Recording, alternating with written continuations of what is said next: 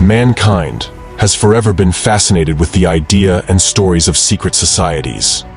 The Illuminati is probably one of the most recognized and popular secret society known to us.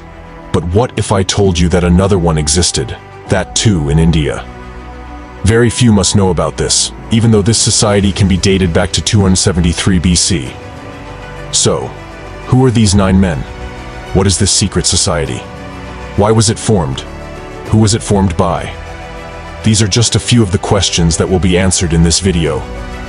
In the year 273 BC, the gruesome and murderous war of Kalinga had just ended. The emperor of the vast Mauryan Empire at the time was Ashoka. Post the Kalinga War, Ashoka controlled the whole of the Indian subcontinent except the southern parts. The Mauryan Empire was one of the largest empires of the world at the time. However, the Kalinga War traumatized Ashoka. The war resulted in the death of around 150,000 soldiers on both the sides. These figures shocked Ashoka, and he renounced war. He decided to follow the path of Dharma and converted to Buddhism. He went across countries like Nepal, Tibet, China, and Mongolia to spread the teachings of Buddha, and his desire to avoid blood went to an extent where he converted to vegetarianism and avoided killing of animals altogether. The edicts of Ashoka give enough and more evidence about this. However, another very important piece of information that is seldom mentioned in the life of Ashoka is the creation of a certain group called the 9 Unknown Men. Ever heard of them? Ever read about them? I'm guessing the answer amongst most of you out there is no. So, let me take you back in time, around 2,000 years ago. The year is 273 BC. The great Emperor Ashoka of the Mauryan Empire had decided to follow the path of Dharma and had abandoned war or violence of any kind completely. But he decides to take this a step further. He realizes that humankind has the access to a vast sea of knowledge, which can be put to both a constructive and a destructive use. So as to avoid the possibility of another war, as gruesome as Kalinga, he created a secret society of sorts, which included 9 men. Each of these men were given one topic to research upon, find all the knowledge that exists on that topic, and safeguard it in a manner that no one except these 9 men will ever be able to find it. But what were these topics? What were the contents of these 9 books? The very first book deals with ideas of psychological warfare and propagandas that could be used to manipulate a crowd and the attitude of an entire society. The second book deals with the human physiology. This book possesses all the dangerous techniques and substances using which a person can be killed, how to create poisons, kill more efficiently, different ways to manipulate pressure points, and also how to kill with a mere touch. The third book deals with microbiology, all the potential ways that could be used to manipulate microbes, and how it can wipe out the entire mankind. But this book, unlike the previous 2, also talks about how this can be used as an advantage. It is said that the Ganges River is purified by microbes, using the techniques mentioned in this book. The fourth book talks about alchemy, the transmutation of metals. Around this time, there was a kind of trend wherein the temples across the country would have a sudden influx of gold in the times of need. This book explains this phenomenon as a result of alchemy, meaning that the metals in and around the temple must have mysteriously converted themselves into gold.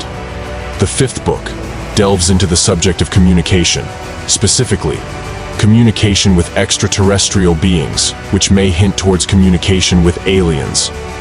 This was a fairly complicated notion in 273 BC, and it suggested that they might have had some knowledge or a suspicion, at the least, about life in the outer space. The sixth book talks about all the secrets of gravity and ways to make the anti-gravity aircraft called Vimana, which is mentioned a lot across Hinduism. This vehicle is also referred to as the ancient UFO of India. The seventh book contains a vast amount of knowledge and information on cosmology and how the universe functions. It mentions ways in which space and time can be bent, how to travel between different dimensions, how to travel faster than light, and according to some sources, there has been a mention of how to time travel as well. The eighth book contains information on light, ways to increase and decrease its speed, instructions on how to bend it according to one's will and how to use it to create weapons such as lasers. The ninth and the final book is probably the most dangerous out of all of them. This book talks about sociology.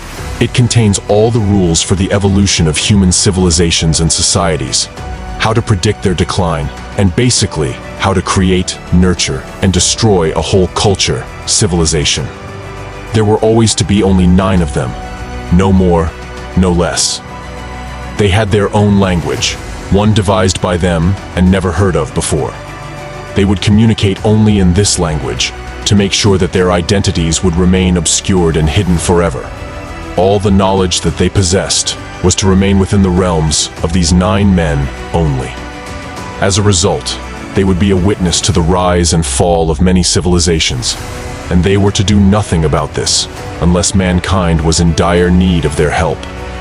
But did these 9 men really exist?